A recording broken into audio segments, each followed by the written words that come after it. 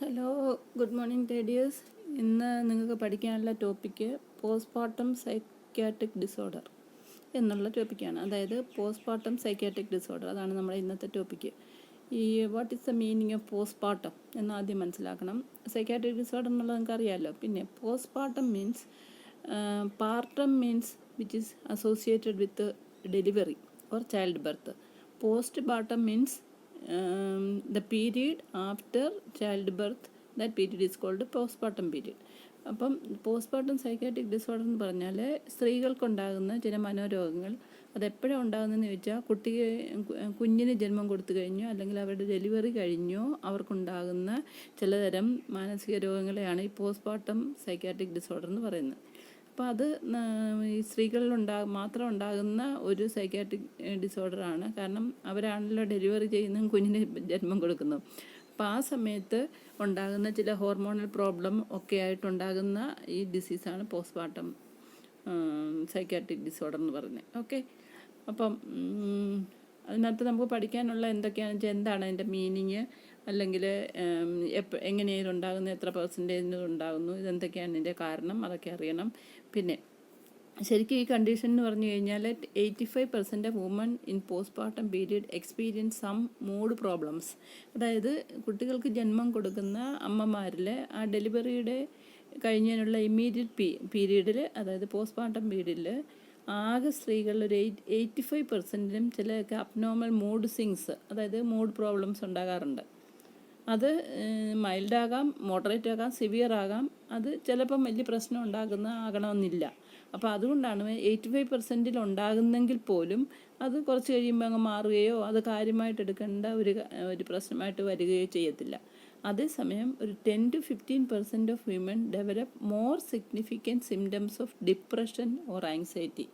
അതായത് ആദ്യം പറഞ്ഞ 85% എന്ന് പറഞ്ഞല്ലോ, ആകെ കുട്ടികൾക്ക് ജന്മം കൊടുക്കുന്ന 85% സ്ത്രീകളിലും എന്തെങ്കിലുമൊക്കെ മൂഡ് പ്രോബ്ലംസൊക്കെ ഉണ്ടാകാറുണ്ട്. അവരുടെ മനോവ്യാപാരത്തിൽ ചില പ്രത്യേകതകളും ചെറിയ അബ്നോർമാലിറ്റിയൊക്കെ കാണാറുണ്ട്. പക്ഷേ അത് വലിയ പ്രശ്നമാക്കേണ്ടതോ ട്രീറ്റ്മെൻറ്റോ ഒന്നും വേണ്ടതായിട്ട് വരില്ല. പക്ഷേ ഒരു 10-15% സ്ത്രീകളിൽ ഇത് കൂടുതൽ സിംറ്റംസ് കാണിക്കുന്നതുകൊണ്ട്, ഡിപ്രഷൻ, ആങ്സൈറ്റി ഇങ്ങനെയുള്ള സിംറ്റമൊക്കെ കാണിക്കുന്നതുകൊണ്ട് അവർക്ക് ട്രീറ്റ്മെൻറ്റ് വേണ്ടി വരും. മനസ്സിലായി? അതുകൊണ്ടാണ് അങ്ങനെയുള്ളവരുടെ ഇതാണ് നമ്മളിവിടെ പോസ്റ്റ്മോർട്ടം സൈക്കാട്രിക് ഡിസോർഡർ എന്നും പറഞ്ഞ് എടുത്ത് പഠിക്കുന്നത്. ഓക്കെ, അപ്പോൾ അതിനുള്ള കാരണം എന്തൊക്കെയാണ്? കാരണം എന്ന് പറഞ്ഞാൽ ഒരു സ്ത്രീയെ സംബന്ധിച്ചിടത്തോളം ഒരു കുട്ടിക്ക് ജന്മം കൊടുക്കുക എന്ന് പറഞ്ഞാൽ അവളുടെ ഒരു ബ്ലസ്ഡ് എക്സ്പീരിയൻസും ആണ്, അല്ലേ? പുരുഷന്മാർക്കില്ല, സ്ത്രീകൾക്ക് വേണ്ടി മാത്രമുള്ള ഒരു പ്രത്യേക ബ്ലെസ്സിങ്സ് ആണെന്ന് ചൈൽഡ് ബർത്ത് നമുക്ക് പറയാം, അല്ലേ? സ്ത്രീകളുടെ മെയിൻ ലൈഫിൻ്റെ ലക്ഷ്യങ്ങളിൽ തന്നെ ഏറ്റവും ഇമ്പോർട്ടൻ്റ് ഒരു കുട്ടിക്ക് ജന്മം കൊടുത്ത് അടുത്ത ജനറേഷന് വേണ്ടി പ്രൊപ്പഗേഷൻ ഓഫ് ജനറേഷൻസ്, അല്ലെങ്കിൽ പ്രൊപ്പഗേഷൻ ഓഫ് ഹ്യൂമൻ ബീയിങ് എന്ന് പറയുന്നതിനകത്ത് ഹസ്ബൻഡ് ആൻഡ് വൈഫിന് ഈക്വൽ റോൾ ഉണ്ടെങ്കിൽ പോലും ഈ ഡെലിവറി പോലെയുള്ള കാര്യങ്ങൾ ഏറ്റെടുക്കുന്നതും അതിന് 10 months പ്രഗ്നൻ്റ് ആയിട്ട് കൊണ്ട് നടക്കുക, പിന്നെ അതിന് ആ പീരീഡ് കഴിയുമ്പോൾ അതിന് ജന്മം കൊടുക്കുക, എന്നിട്ട് അമ്മയെന്നുള്ള ഒരു പ്രത്യേക ഡെസിഗ്നേഷൻ കിട്ടുക, ഇതൊക്കെ പ്രത്യേകമായിട്ടുള്ള സ്ത്രീക്ക് മാത്രം പറഞ്ഞേക്കുന്ന ഒരു ഓപ്പർച്യൂണിറ്റി ആൻഡ് ബ്ലെസ്സിങ് എന്ന് പറയാം. പക്ഷേ ആ കണ്ടീഷനിൽ സ്ത്രീകൾക്ക് ചില അബ്നോർമാലിറ്റി ഓഫ് മൈൻഡ് അല്ലെങ്കിൽ മാനസികാവസ്ഥയ്ക്ക് ചില അബ്നോർമാലിറ്റി വരാനുള്ള സാധ്യതകളും ചില സ്ത്രീകളിലുണ്ട്. അതാണ് നമ്മൾ ഇവിടെ പ്രശ്നമാകുന്നതും നമുക്ക് പഠിക്കേണ്ടതും. ഓക്കെ. ഇനി അടുത്തത് വി വിൽ സി. ഇനി ഇതിനെ മെയിൻലി 3ആയിട്ട് ഡിവൈഡ് ചെയ്തിട്ടുണ്ട്. അതായത് പലതരം ഉണ്ടെന്ന് പറഞ്ഞല്ലോ. അതിനകത്ത് ഇൻറ്റൻസിറ്റി അനുസരിച്ചും അതിൻ്റെ സീരിയസ്നെസ് അനുസരിച്ച് അതിനെ ഡിവൈഡ് ചെയ്തിട്ടുണ്ട്. അതിലൊന്നാണ് പോസ്റ്റ്മോർട്ടം ബ്ലൂസ്. അതിന് പറയുന്ന വേറൊരു പേരാണ് ബേബി ബ്ലൂ. രണ്ടാമത്തേന്ന് പറഞ്ഞാൽ പോസ്റ്റ്മോർട്ടം ഡിപ്രഷൻ. അത് ഈ പോസ്റ്റ്മോർട്ടം ബ്ലൂ എന്ന് പറഞ്ഞാൽ അത്ര വലിയ സീരിയസ് അല്ല, അതിലിച്ചിരി കൂടിയതാണ് പോസ്റ്റ്മോർട്ടം ഡിപ്രഷൻ, അല്ലെങ്കിൽ PPD എന്ന് പറയും. പിന്നെ മൂന്നാമത്തെ വെറൈറ്റിയാണ് പോസ്റ്റ്മോർട്ടം സൈക്കോസിസ്. എന്ന് പറയുമ്പോൾ നമുക്കറിയാലോ, അത് ഒരു മൈനർ മെൻ്റൽ ഇൽനെസ് അല്ല, ഇച്ചിരി സീരിയസ് ആയിട്ടുള്ളതാണ്. അതിന് പറയുന്ന പേരാണ് പോസ്റ്റ്മോർട്ടം സൈക്കോസിസ്. അതിന് ഷോർട്ട് ഫോമിൽ PPP എന്നും ചില പുസ്തകങ്ങളിൽ എഴുതിയിട്ടുണ്ട്. ഓക്കെ, അപ്പോൾ 3 തരം പോസ്റ്റ്മോർട്ടം സൈക്കാട്രിക് ഡിസോർഡർ ഉണ്ട്. ഒന്ന് postpartum blue, next one is postpartum depression, and third one is postpartum സൈക്കോസിസ്. ഓക്കെ, പിന്നെ ആദ്യത്തെ നമുക്ക് നോക്കാം. പോസ്റ്റ്മോർട്ടം ബ്ലൂ എന്ന് പറഞ്ഞാൽ എന്താണ്? It occurs in about 50-85% of women during the first few weeks after delivery. അതായത് ഡെലിവറി ആയി കഴിഞ്ഞ് ആദ്യത്തെ ഒരു ഫസ്റ്റ് ഫ്യൂ വീക്സിൽ ആണിതുണ്ടാകുന്നത്. ഒരു 50-85% വുമൺ ആഫ്റ്റർ ചൈൽഡ് ബർത്ത് ഉണ്ടാകുന്ന ഒരു കാര്യമായത്. ഓക്കെ. പിന്നെ സിംറ്റംസ് എന്താണെന്ന് വെച്ചാൽ അതിനകത്ത് ഫീലിംഗ് ഓഫ് സാഡ്നെസ്, എപ്പോഴും അവർക്കൊരു ശോകഭാവം കാണിക്കുക, അല്ലെങ്കിൽ സങ്കടം, അവർ ഹാപ്പി അല്ല, കുട്ടി ഉണ്ടായിട്ട് പോലും അവർ ഹാപ്പി അല്ലാത്ത ഒരു അവസ്ഥ കാണിക്കുക. മൂഡ് ലയബിലിറ്റി എന്ന് പറഞ്ഞാൽ നമുക്കറിയാമല്ലോ, മനുഷ്യൻ്റെ മാനസിക ഫീലിംഗ് സ്റ്റേറ്റിനാണ് നമ്മൾ മൂഡെന്ന് പറയുന്നത്. അതായത് വൈകാരികമായ അവസ്ഥ, ഒരു വ്യക്തിയുടെ വൈകാരികമായ അവസ്ഥയാണ് നമ്മൾ മൂഡെന്ന് പറയുന്നത്. അത് പലതരമുണ്ട്. ഹാപ്പി മൂഡുണ്ട്, അല്ലെങ്കിൽ സാഡ് മൂഡുണ്ട്, അങ്ങനെയുള്ള പല മൂഡുണ്ടെങ്കിൽ പോലും ഇതിനകത്ത് മൂഡുണ്ടെങ്കിലും മൂഡ് ലയബിലിറ്റി എന്ന് പറഞ്ഞു കഴിഞ്ഞാൽ അവരിത് ചേഞ്ച് ചെയ്യും, ഫ്ലക്ച്വേറ്റ് ചെയ്ത് കാണിക്കും. ചില സമയത്ത് അവർ കുറച്ചൊക്കെ സ്നേഹവും സന്തോഷവും ഒക്കെ കാണിച്ചാൽ പോലും നെക്സ്റ്റ് സ്റ്റേജിൽ അവർ അഗെയിൻ അതിൻ്റെ ഓപ്പോസിറ്റ് ഫീലിങ്സ് കാണിക്കും. അപ്പം mood lability means the person is showing the change in the mood or emotional condition of the mind. അതിനാണ് മൂഡ് ലെബിലിറ്റി എന്ന് പറയുന്നത്. പിന്നെ ടിയർഫുൾനെസ് എന്ന് വെച്ചാൽ ചെറിയ ചെറിയ കാര്യങ്ങൾക്ക് കരയുക, അതാണ് ടിയർഫുൾനെസ്. ആങ്സൈറ്റി ആൻഡ് ഇറിറ്റബിലിറ്റി, ചിലപ്പോൾ അവർ ഇറിറ്റബിലിറ്റി കാണിക്കും, ചിലപ്പോൾ അവർ വലിയ ഉത്കണ്ഠ കാണിക്കും. ഇതൊക്കെയാണ് അതിൻ്റെ മെയിൻലി സിംറ്റംസ്. മനസ്സിലായോ? അതായത് feeling of sadness, mood lability, tearfulness, anxiety and irritability. പിന്നെ ഒരു കാര്യം, ഈ പറയുന്ന symptoms it reaches its peak level on 4th or 5th day of delivery and may last for few hours or few days.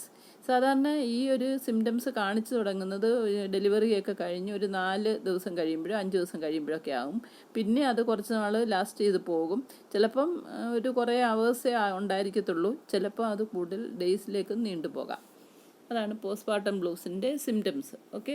ഇനിയും postpartum depression എന്താണെന്ന് നോക്കാം. ഇതിനകത്തുള്ള പ്രത്യേകത typically occurs in first 2 to 3 months after delivery. അതായത് ഇത് ആദ്യമായിട്ടുണ്ടാകുന്നത് ഒരു 2-3 മാസം കഴിയുമ്പോഴാണ് ഇതുണ്ടാകുന്നത് after delivery. But it can occur at any time after delivery. പക്ഷേ എപ്പോൾ വേണമെങ്കിലും ഉണ്ടാകാം. എന്നാലും കൂടുതൽ പ്രോമിനൻസ് ചൈൽഡ് ബർത്ത് കഴിഞ്ഞ് ഒരു 2 to 3 months കഴിയുമ്പോഴാണ് ഇതുണ്ടാകുന്നത്. മനസ്സിലായോ? പക്ഷേ വേണമെങ്കിൽ അതിന് മുമ്പേയൊക്കെ ഉണ്ടാകാം.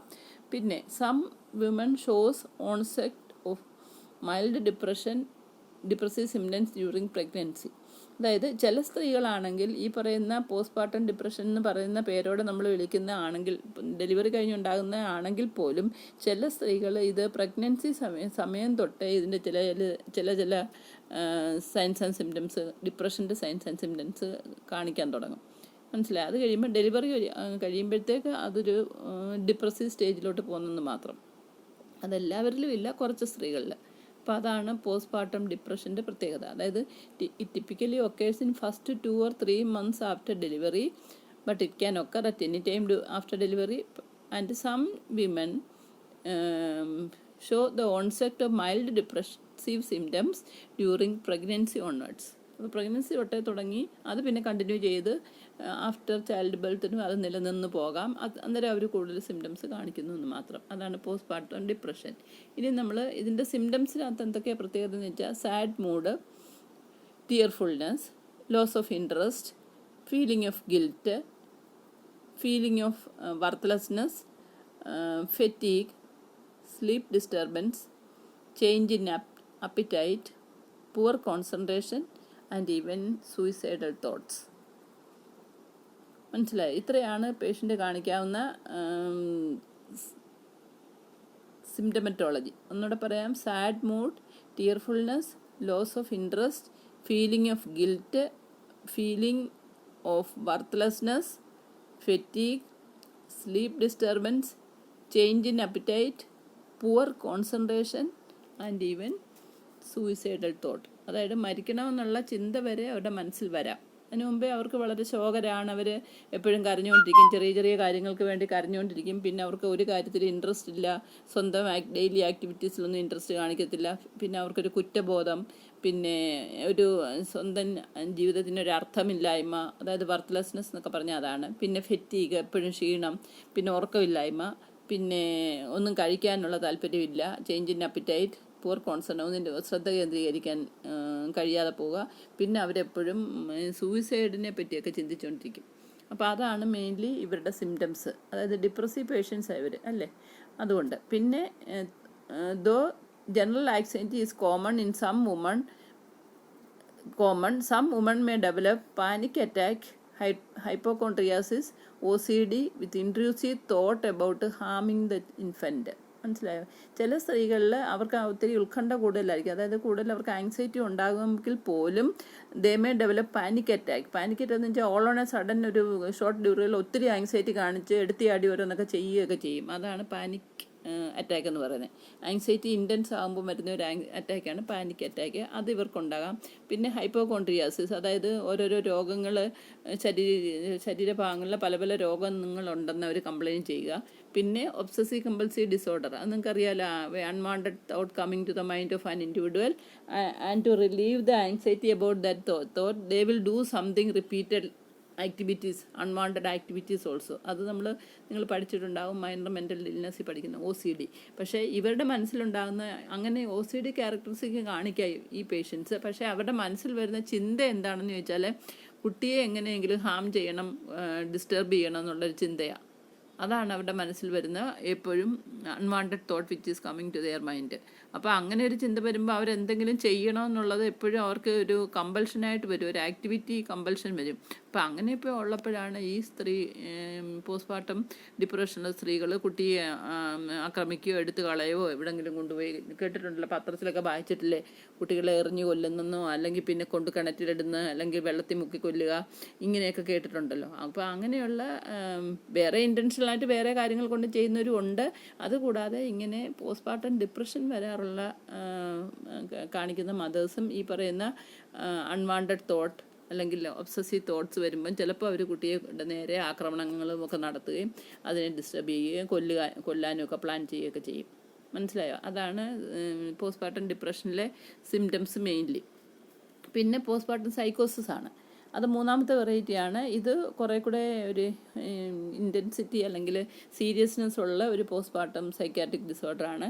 ഇത് സാധാരണ ഉണ്ടാകുന്നതിൻ്റെ നമ്മൾ ഇൻസിഡൻസ് റേറ്റ് പറഞ്ഞാൽ 1 to 2 women in 1000 women after child birth. അതായത് 1000 ആൾക്കാരെ എടുത്താൽ 1-2 women എന്നുള്ള റേറ്റിലേ ഇത് ഉണ്ടാകാറുള്ളൂ. പക്ഷേ ദിസ് ഈസ് മോർ സീരിയസ്. അതിനകത്ത് മെജോറിറ്റി ഓഫ് വുമൺ വിത്ത്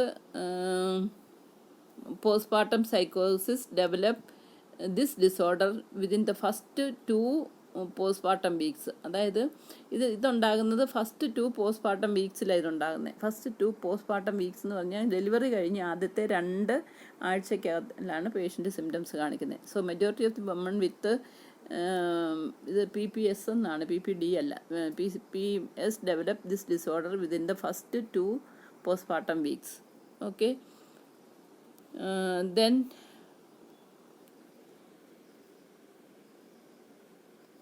ഇതിൻ്റെ സിംറ്റംസ് ഇനി നോക്കിയാൽ സിംറ്റംസ് എന്താണെന്ന് വെച്ചാൽ നേരത്തെ ഉള്ള പോലെ തന്നെ കുറച്ച് വലിയ മോറുള്ള സെയിം ആണ്, കുറച്ച് വ്യത്യസ്തതകൾ സീരിയസ്നെസ് ഒക്കെ കാണിക്കുന്നേ ഉള്ളൂ. അതായത് irritability, restlessness, insomnia, then rapid shifting mood, elation and depression. അതായത് മുമ്പേ നമ്മളൊരു ലാബിലിറ്റി ഓഫ് മൂഡ് എന്നും പറഞ്ഞ് പഠിച്ചല്ലോ. അപ്പോൾ അത് മാറി മാറി വരിക, ഇലേഷനും ഡിപ്രഷനും. ഡിപ്രഷൻ എന്ന് പറഞ്ഞാൽ ഒരു നിമിഷം പേഷ്യൻ്റ് ഒത്തിരി ഡിപ്രസ്ഡ് ആണ്, അടുത്ത നിമിഷം അത് കുറേ കൂടെ വളരെ ഇലേറ്റഡ് മൂഡിൽ, അതായത് കുറേ കൂടെ ഹാപ്പി മൂഡൊക്കെ കാണിക്കും. ചിലപ്പോൾ അത് വളരെ ഡിപ്രഷൻ കാണിക്കും. അപ്പോൾ ഇങ്ങനെ അവരുടെ മൂഡ് ഫ്ലക്ച്വേറ്റ് ചെയ്തുകൊണ്ടിരിക്കും. പിന്നെ ഡിസോറിയൻറ്റേഷൻ ഓർ കൺഫ്യൂഷൻ, സ്ഥലകാല ബോധമില്ലായ്മ കാണിക്കുക, അല്ലെങ്കിൽ അവർ കൺഫ്യൂഷൻ ഉണ്ടാകുക. പിന്നെ ഡിസോർഗനൈസ്ഡ് ബിഹേവിയർ, അതായത് അവരുടെ ബിഹേവിയർ കണ്ടാൽ തന്നെ നമുക്ക് അവർക്ക് അബ്നോർമാലിറ്റി ഉണ്ടോ എന്ന് തോന്നുന്ന തരത്തിലുള്ള ബിഹേവിയർ പാറ്റേൺ അവർ കാണിക്കും. ഡിസോർഗനൈസ്ഡ് ബിഹേവിയർ, മനസ്സിലായോ? അത് അവരുടെ ബിഹേവിയർ കാണുമ്പോൾ തന്നെ നോർമൽ അല്ലെന്ന് തോന്നുന്ന തരത്തിലുള്ള ഒരു ഓർഗനൈസേഷൻ ഒന്നുമില്ലാതെ ഡിസോർഗനൈസ്ഡ് ബിഹേവിയർ അവർ കാണിക്കാം.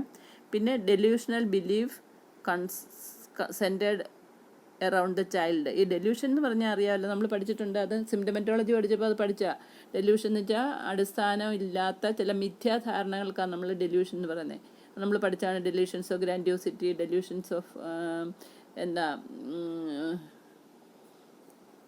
പാരനോയ, അങ്ങനെ പല പല ഡെലൂഷൻസ് നമ്മൾ പഠിച്ചായിരുന്നു. ഡെലൂഷൻസ് ഓഫ് ഹേട്രഡ്, അങ്ങനെ ഒത്തിരി തരം മിഥ്യാധാരണകൾ.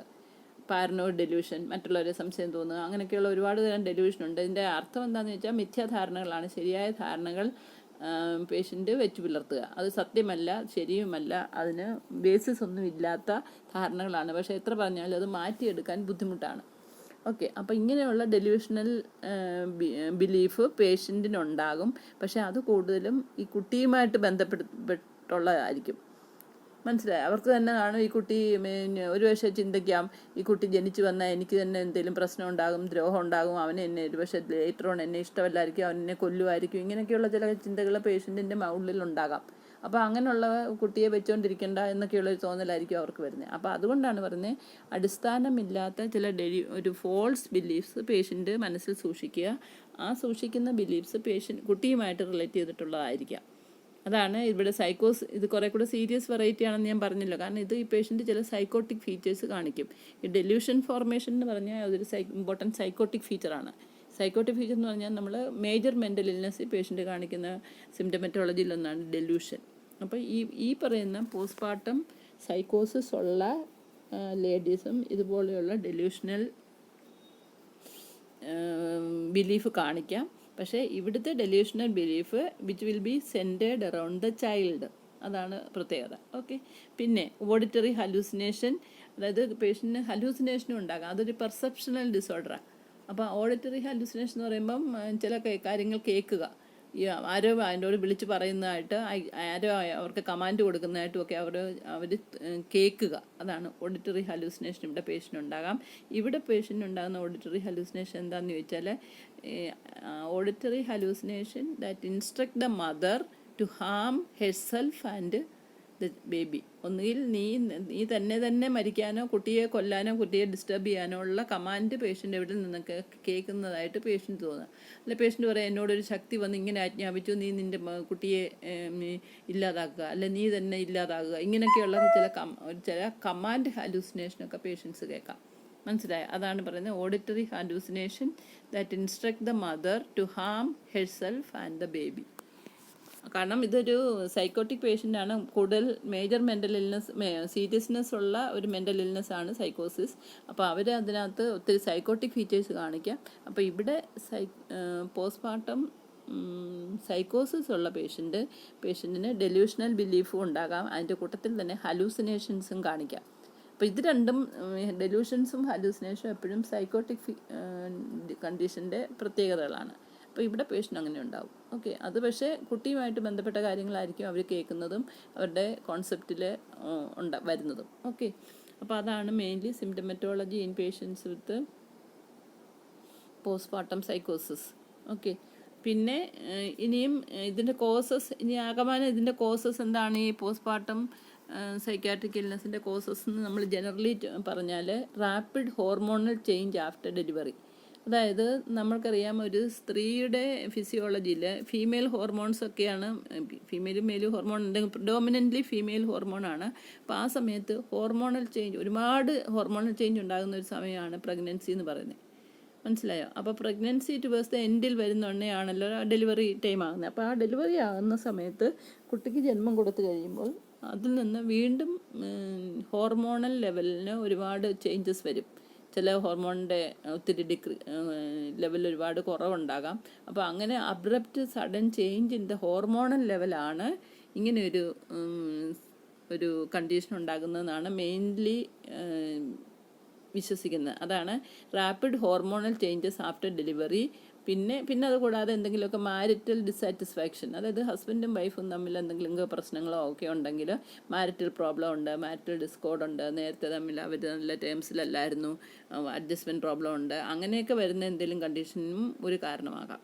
അതാണ് marital discord or marital dissatisfaction. പിന്നെ ഇനാഡിക്വേറ്റ് സോഷ്യൽ സപ്പോർട്ട് എന്ന് പറഞ്ഞാൽ, ഇപ്പം ഈ ആവശ്യത്തിനുള്ള സോഷ്യൽ സപ്പോർട്ട്, അത് ഇവിടെ സോഷ്യൽ സപ്പോർട്ടെന്ന് മെയിൻലി മീൻ ചെയ്യുന്ന ഫാമിലിയിൽ നിന്നൊക്കെ സപ്പോർട്ട് കിട്ടാത്ത അവസ്ഥ, അങ്ങനെയൊക്കെ വരാം. ഫോർ എക്സാമ്പിൾ, ഇപ്പോൾ തന്നെ എന്ന് പറയുമ്പോൾ ഒരു ലേഡിയുടെ അല്ലെങ്കിൽ ഒരു വുമൻ്റെ റോളിനകത്തൊരു വ്യത്യാസം വരിക അവിടെ ചെയ്യുന്നത്. വൈഫ് എന്നുള്ള റോളിൽ നിന്ന് അവരൊരു മദർ എന്നുള്ള റോളിലേക്കും കൂടെ മാറുന്നുണ്ട്. അപ്പോൾ ഒരു അഡീഷണൽ റെസ്പോൺസിബിലിറ്റി വരുന്നു. കുട്ടിയെ നോക്കണം, അതിനെ പരിപാലിക്കണം, അല്ലെങ്കിൽ അതിനെ ആദ്യമായിട്ട് കുട്ടി ഉണ്ടാകുന്ന ഒരു പ്രൈമറി മദർ ആണെങ്കിൽ അതിനൊരു പക്ഷേ അതിനെപ്പറ്റി ഒന്നും അറിഞ്ഞുകൂടായിരിക്കും. പിന്നൊരു കാര്യം, അവരൊരു എംപ്ലോയിഡ് ലേഡി ആയിരിക്കും. അപ്പം ഇത് കഴിയുമ്പം കുട്ടിയെ എങ്ങനെയാണ് ആര് നോക്കും, ജോലിക്ക് പോകുമ്പോൾ ആരും നോക്കാൻ കാണത്തില്ല, സപ്പോർട്ട് കാണത്തില്ല, അങ്ങനെയൊക്കെയുള്ള ഭയമുണ്ടാകാം, ആൻസൈറ്റി ഉണ്ടാകാം. അതുകൊണ്ടാണ് ഇപ്പം നമ്മുടെ ഗവൺമെൻറ് എപ്പോഴും പഴയതിനെക്കാട്ടിലൊക്കെ വളരെ കൂടുതൽ ടൈം മെറ്റേണിറ്റി ലീവൊക്കെ ഇപ്പോൾ സാങ്ഷൻ ചെയ്തിട്ടുണ്ട്.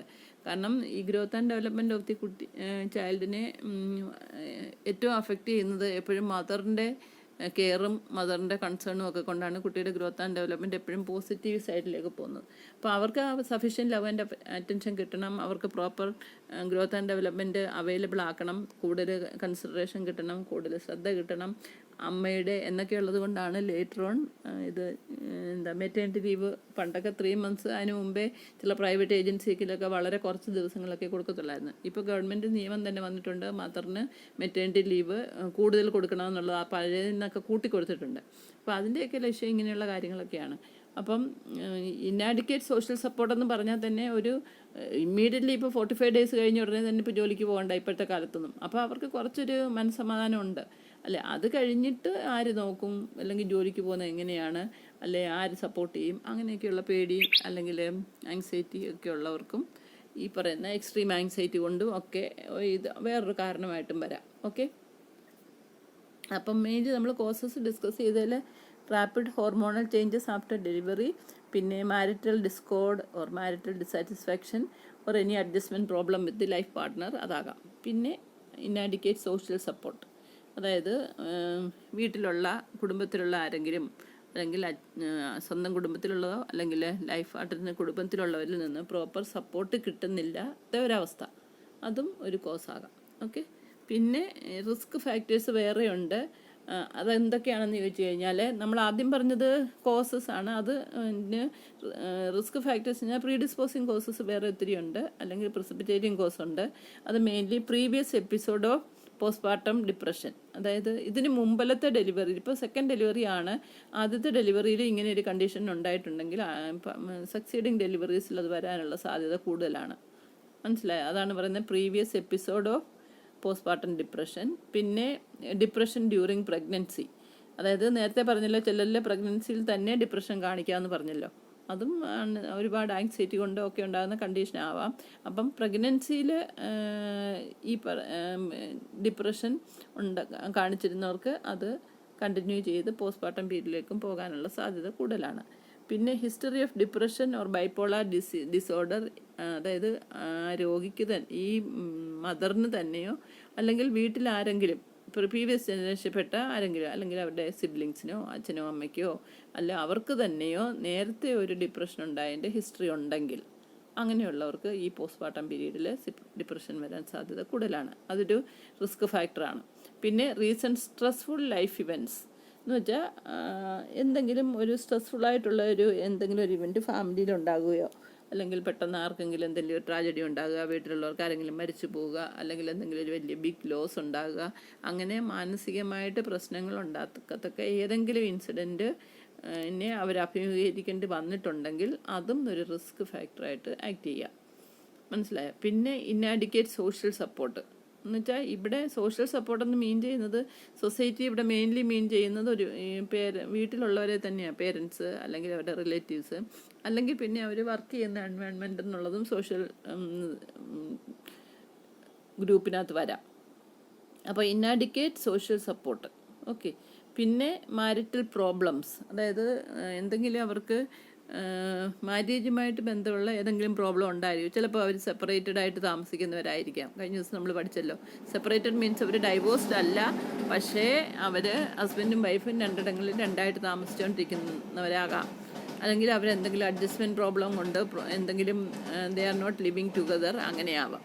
അപ്പോൾ അങ്ങനെ വരുന്നോണ്ടേ മാരിറ്റൽ പ്രോബ്ലംസ് എന്തെങ്കിലും അവർക്കുണ്ടെങ്കിൽ അതും ഒരു റിസ്ക് ഫാക്ടറായിട്ട്, അതായത് മാരിറ്റൽ പ്രോബ്ലം ഉള്ളവർക്ക് ഇപ്പോൾ ഒരു കുഞ്ഞൂടുണ്ടായി, ഇനി ഇതിൻ്റെ കാര്യങ്ങൾ എന്നെ നോക്കുന്നതിൽ ആരൊക്കെ എന്നെ ഹെൽപ്പ് ചെയ്യും, എന്നെ ആരും സപ്പോർട്ട് ചെയ്യത്തില്ല, പരിഗണിക്കത്തില്ല എന്നൊക്കെയുള്ള തോന്നൽ വരുമ്പം marital problems can also lead to act as a risk factor. മനസ്സിലായോ? അപ്പോൾ അതാണ് മെയിൻലി റിസ്ക് ഫാക്ടേഴ്സിൽ വരുന്നത്. അപ്പോൾ നമ്മൾ നേരത്തെ കോസസിനകത്ത് എന്തൊക്കെയാണ് റാപ്പിഡ് ഹോർമോണൽ ചേഞ്ചും മാരിറ്റൽ ഡിസാറ്റിസ്ഫാക്ഷൻ ഇന്നാഡിക്കേറ്റ് സോഷ്യൽ സപ്പോർട്ടും പഠിച്ചെങ്കിൽ കൂടും. വീണ്ടും അതിനകത്തുള്ള റിസ്ക് ഫാക്ടർ സ്പെസിഫിക് ആയിട്ട് പറഞ്ഞാൽ ഇതൊക്കെയാണ്: previous episode of postpartum depression, depression during pregnancy, then history of depression or bipolar disorder, then recent stressful life events, inadequate social support and marital problems. ഇനി നമ്മളിതിൻ്റെ ട്രീറ്റ്മെൻറ്റിലേക്ക് പോയി കഴിഞ്ഞാൽ എന്തൊക്കെയാണെന്ന് വെച്ചാൽ, ഒരു short term cognitive behaviour therapy, അതായത് psychological therapy ഇതിനകത്ത് കൂടുതൽ കൊടുക്കുന്നത്, മെഡിസിനൊന്നും കൂടുതൽ കൊടുക്കാനില്ല. പിന്നെ ഡിപ്രഷൻ ഒത്തിരിയുള്ള പേഷ്യൻ്റ് ആണെങ്കിൽ അതിൽ ആൻറ്റി ഡിപ്രസൻസ് ഒക്കെ സൈക്കാട്രിസ്റ്റ് കൊടുക്കും. അതിൽ കൂടുതലും ഇത് സൈക്കോളജിക്കൽ തെറാപ്പിയാണ് ഇവിടെ ചെയ്യുന്നത്. Cognitive behaviour therapy, interpersonal therapy, then treatment with antidepressants such as fluoxetine, sertraline and SSRI. മനസ്സിലായോ? SSRI. ഓക്കെ. പിന്നെ ആൻറ്റി ആങ്സൈറ്റി ഡ്രഗ്സ്, ആങ്സൈറ്റി കുറയ്ക്കുന്ന ഡ്രഗ്സ് ആയിട്ടുള്ള ബെൻസോഡൈസെപ്പിൻസും കൊടുക്കാറുണ്ട്. ഓക്കെ. പിന്നെ ഈ പറയുന്ന നമ്മൾ കുറേ കൂടെ സീരിയസ് ടൈപ്പ് ഒരെണ്ണം പറഞ്ഞല്ലോ, പോസ്റ്റ്പാർട്ടം ഡിപ്രഷൻ, അവർക്ക് ആൻറ്റി സൈക്കോട്ടിക് ഡ്രഗ്സും കൊടുക്കാറുണ്ട്. അതാണ് mainly treatment of choice. Okay. അപ്പം നമ്മൾ ഇതിനകത്ത് നമ്മൾ എന്തൊക്കെയാണ് പഠിച്ച treatment? Short term cognitive behaviour therapy, പിന്നെ interpersonal therapy, treatment with antidepressant, anti anxiety drugs and antipsychotic drugs. That will depend on the what type of postpartum psychiatric disorder the patient is having. അതിനെ depend ചെയ്താണ് treatment ഇരിക്കുന്നത്. Okay. അപ്പോൾ ഇതിനകത്ത് psychopharmacological agent ഉപയോഗിക്കുന്നുണ്ട്. At the same time psycho therapy അല്ലെങ്കിൽ interpersonal തെറാപ്പിയും അതുപോലെ തന്നെ നമ്മൾ കോഗ്നിറ്റീവ് ബിഹേവിയർ തെറാപ്പി ഒക്കെ പഠിച്ചല്ലോ, അതും ഒക്കെ ഉപയോഗിക്കാറുണ്ട്. അപ്പോൾ ഇതാണ് നമുക്ക് പോസ്റ്റ്പാർട്ടം സൈക്കാട്രിക് ഡിസോർഡർ എന്ന് പറയുന്ന കണ്ടീഷനിൽ നമ്മൾ പഠിക്കാനുള്ളത്. അപ്പം നമ്മളിത് എന്തിനാണ് പഠിക്കുന്നതെന്ന് വെച്ചാൽ, നമ്മൾ ശരിക്കും പറഞ്ഞാൽ നമ്മളിപ്പോൾ നിങ്ങൾ 4th ഇയറിലോട്ട് പോകുന്നുണ്ടെങ്കിൽ നിങ്ങൾക്ക് 4th ഇയറിൽ ഒബ്സ്റ്ററ്റിക്സ് ആൻഡ് ഗൈനക്കോളജി പഠിക്കുന്നത്. അപ്പോൾ അവിടെ ചെല്ലുന്നുണ്ടെങ്കിൽ ഒത്തിരി ഇങ്ങനെ പോസ്റ്റ്പാർട്ടം ലേഡീസും ഒക്കെ ആയിട്ട് നിങ്ങൾ ഇൻട്രാക്ട് ചെയ്യാനും നിങ്ങൾക്ക് പോസ്റ്റിംഗ് വരാനും ഒക്കെ സാധ്യതയുണ്ടല്ലോ. അല്ലെങ്കിൽ തന്നെ നമ്മുടെ നാട്ടിലാണേലും നമ്മൾ when you are having may be having ആരെങ്കിലും പരിചയക്കാരോ അല്ലെങ്കിൽ റിലേറ്റീവ്സോ ഒക്കെ അല്ലെങ്കിൽ നെയ്ബേഴ്സോ ഒക്കെ ഇങ്ങനെയുള്ള പ്രോബ്ലം കാണിച്ചായിട്ടും ഒക്കെ കേട്ടിട്ടുണ്ടാവാം. അപ്പോൾ അങ്ങനെ വരുമ്പോൾ നമുക്ക് പലപ്പോഴും ഒരു റിസോഴ്സ് പേഴ്സൺ ആകുക, ഇതിനെപ്പറ്റി നോളജ് ഉള്ള ഒരാൾക്ക് മാത്രമേ ഇതിനെപ്പറ്റി കൂടുതൽ കാര്യങ്ങൾ ആരെങ്കിലും സംശയം ചോദിച്ചാലോ ഒക്കെ പറയാനും ഒക്കെ പറ്റത്തുള്ളൂ. അല്ലെങ്കിൽ പിന്നെ you will interact with persons when you are going to community and all, അല്ലേ? കമ്മ്യൂണിറ്റി നഴ്സിങ്ങിൻ്റെ ഭാഗമായിട്ട് കമ്മ്യൂണിറ്റിയിലൊക്കെ പോകുമ്പോഴും ഇങ്ങനെയുള്ള സിറ്റുവേഷൻസൊക്കെ ഫേസ് ചെയ്യുന്നവരെ കാണാറുണ്ട്. അതല്ലെങ്കിൽ നമ്മൾ ഒബ്സ്റ്ററ്റിക്സിൻ്റെ ഭാഗമായിട്ട് പോകുന്നുണ്ടെങ്കിൽ ക്ലിനിക്കൽ പോസ്റ്റിങ്ങിന് പോകുമ്പോഴും ഇങ്ങനെയുള്ള ലേഡീസിനെയൊക്കെ കാണാറുണ്ട്. അപ്പോൾ അങ്ങനെയുള്ളപ്പം you should act as a resource person and you may have to take decisions in many occasions when you are facing this type of patients. Okay. അതിനൊക്കെ വേണ്ടിയാണ് നമ്മൾ ഇതിനെപ്പറ്റി പഠിക്കുന്നത്. ഓക്കെ. അപ്പോൾ ഇന്നത്തെ നമ്മുടെ psychiatric disorders related to postpartum period എന്നുള്ളതാണ് നമ്മൾ പഠിച്ചത്. Okay. Just go through it and also if you have got any doubt, let me know or you can clear your doubt. Okay.